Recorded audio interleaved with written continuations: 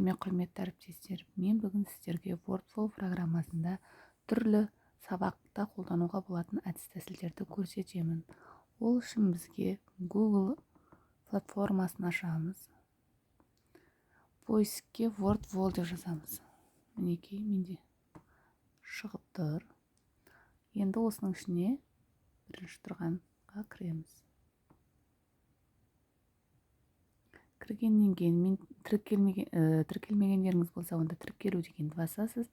Ал менде уже тіркеліп тұрғасын, мен ходты басып кіре беремін. Өзіңіздің логин почтаңызбен тіркелесіз. Ход.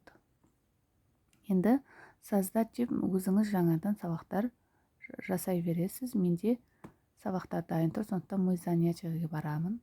Мысалы, мен случайно колесо ойын дайындадым. Бастаймыз. Мінекей. Қазір раскрутить деп айналдырамын. Бұл менде жаратылыстану сабағы бойынша. Мысалы, мына сұрақ түсті.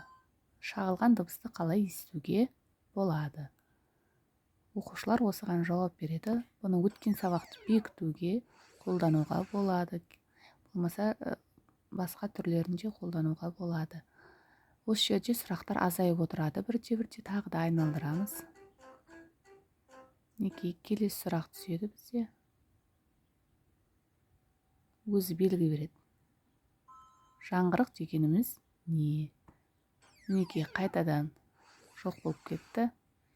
Осылай бірте-бірте сұрақтар азая береді. Бұның мына жерден біздер қандай түрде таңдаймыз, соны қоюға болады. Және скорсын таңдай аламыз, уақытқа. Мына жерде жаңа түрлерін таңдай аламыз.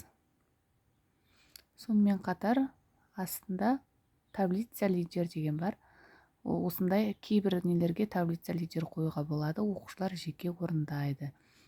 Мына жерде түрлерін таңдауға болады. Қандай случайный карта, откройте поле, анаграмма. Мына жерден біз қандай неге салғымыз келеді, соған қарай өзіміз таңдай береміз шаблондарды.